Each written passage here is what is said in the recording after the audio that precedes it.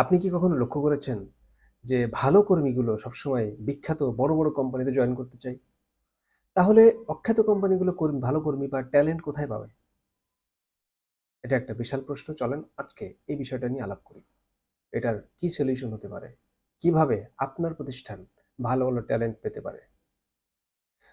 আপনি হয়তো job circular দিতে ক্লান্ত।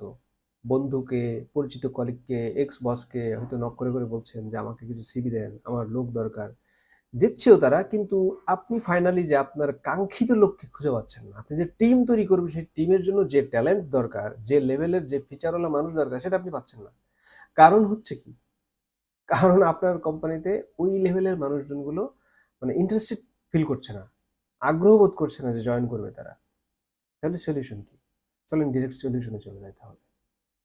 বিখ্যাত কোম্পানিগুলোতে মানুষজন জয়েন করতে চাইবে, এটাই স্বাভাবিক। আপনি যদি নিজেও চাকরি পেতে আগ্রহী হয়ে থাকেন, তাহলে কিন্তু আপনি সেটাই চাইতেন যে গুগলে জয়েন করবো, মেটাতে জয়েন করবো, বা আরো কত বড় বড় কোম্পানি রয়েছে বিশ্বের নামকরা, সেখানে জয়েন করবো, সেটা চাইবে।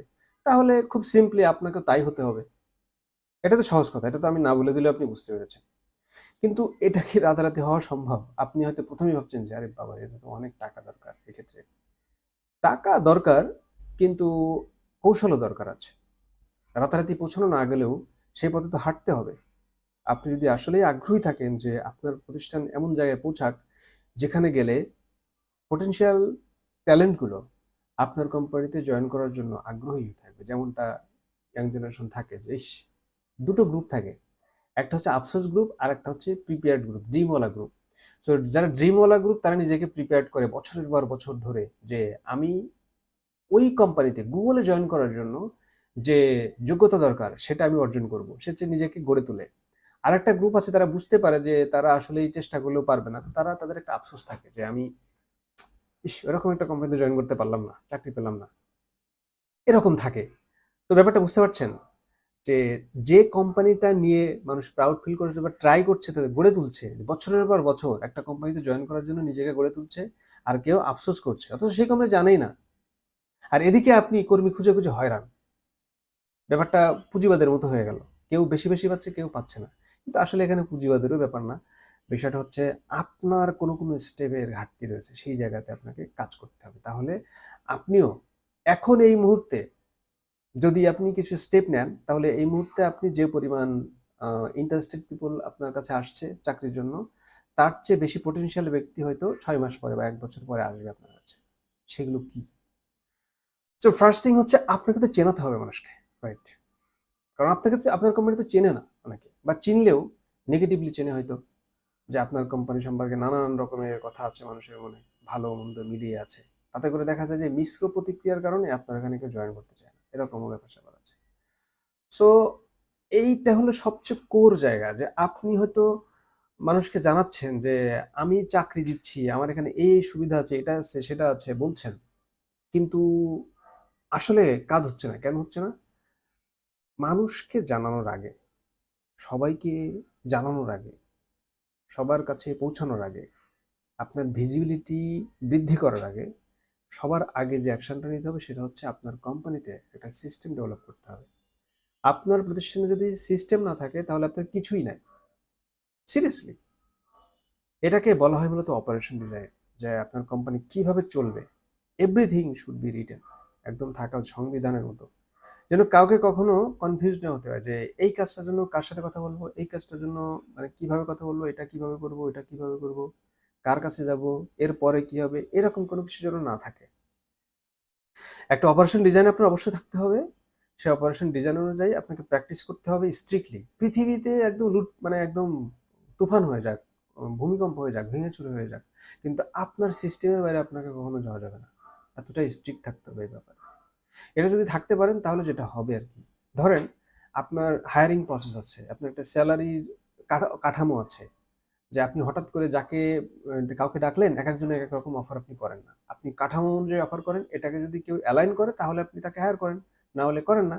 এই জায়গাটা আপনি স্ট্রিক্ট থাকেন। তারপর হচ্ছে কাকে কি ধরনের সুযোগ সুবিধা দিবেন, সেরকম কিছু ভালো থাকলো।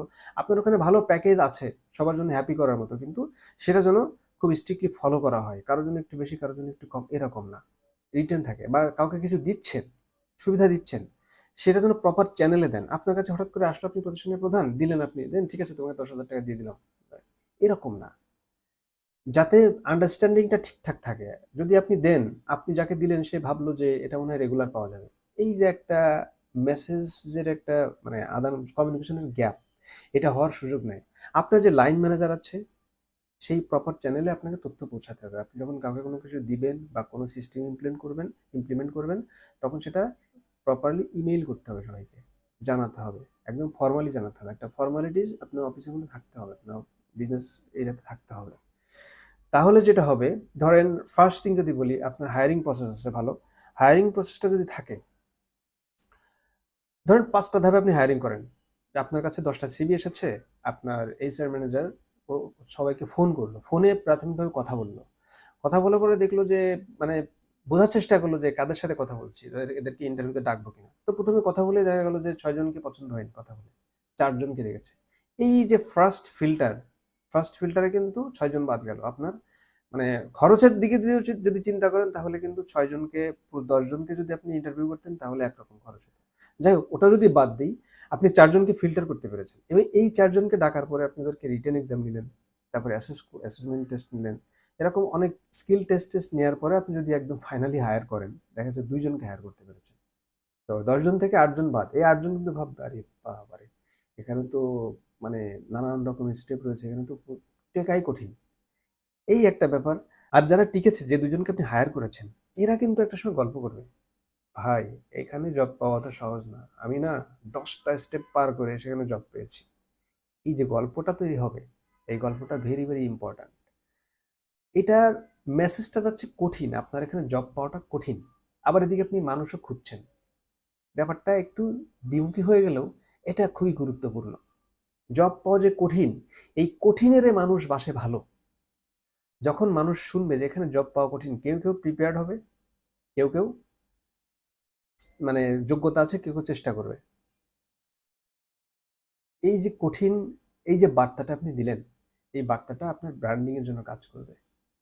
কিন্তু শুধুমাত্র লোক দেখানোর জন্য এটুকু করলে হবে না। দেখা গেল যে অনেক চেষ্টা করে আপনার এখানে এসে দেখলো যে আপনার সোশ্যাল মিডিয়াতে যেসব জিনিস আপনি প্রচার করছিলেন, যে বিহাইন্ড দ্য সিন, বা আপনার কি কি সুযোগ সুবিধা আছে, আপনি কি ধরনের পরিবেশ, আপনার কালচার টালচার, নানান রকম জিনিস আপনি মানে সোশ্যাল মিডিয়াতে দিয়েছেন, আপনার বিভিন্ন কন্টেন্ট দেখে আপনার এমপ্লয়ি হতে চেয়েছে অনেকে, কিন্তু আসার পরে দেখলো যে না, যা দেখে এসেছিলাম আশা হতে হলো। এই জায়গাটা আপনাকে ঠিক করতে হবে সবার আগে।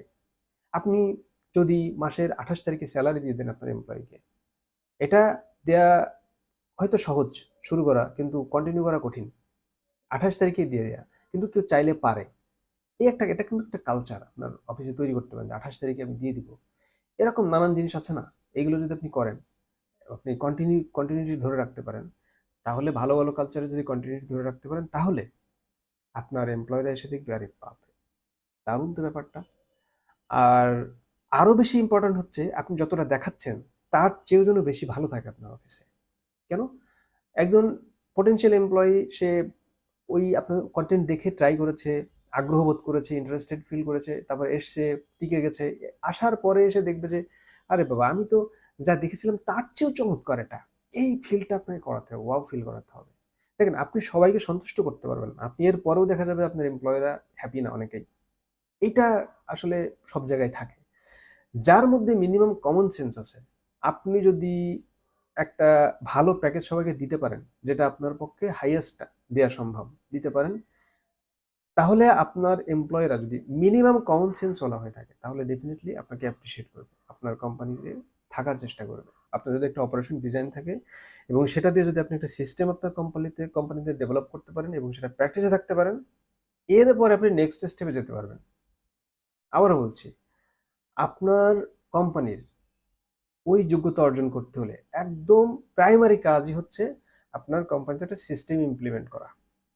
এর বাইরে গিয়ে আপনি এক্স্যাক্টলি কোনো ফায়দা পাবেন না, কোনোভাবেই আপনি ওই লেভেলে যেতে পারবেন না। সো আপনি যদি ওই লেভেলে যেতে চান, তাহলে প্রথম ধাপই হচ্ছে আপনার কোম্পানিতে একটা সিস্টেম ডেভেলপ করতে হবে। এর পরের ধাপ কি? ধরেন সবকিছু আছে, আপনার কোম্পানিতে এসে কেউ আশাহত হবে না, সবকিছু ঠিকঠাক আছে। তারপরের ধাপ কি? আপনার ভিজিবিলিটি বাড়ানোর স্টেপটা হচ্ছে এইবার। কোথায় ভিজিবিলিটি বাড়াবেন?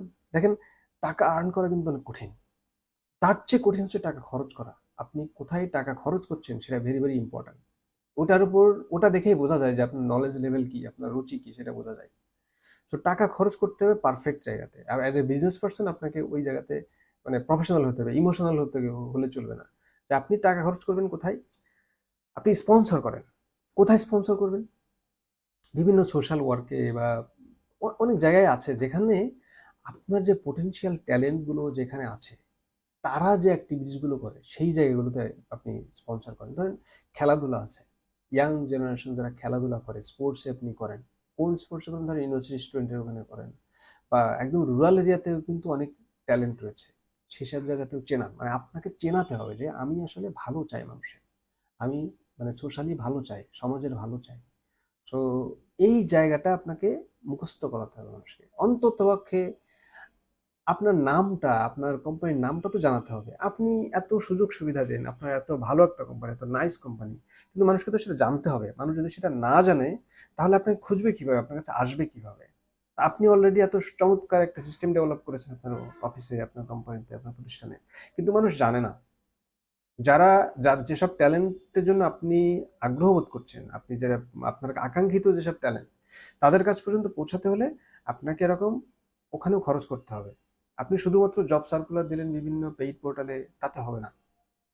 যেটা করতে হবে, সমাজের অনেক প্রোগ্রাম আছে, সেসব জায়গায় গিয়ে আপনাকে স্পন্সর করতে হবে।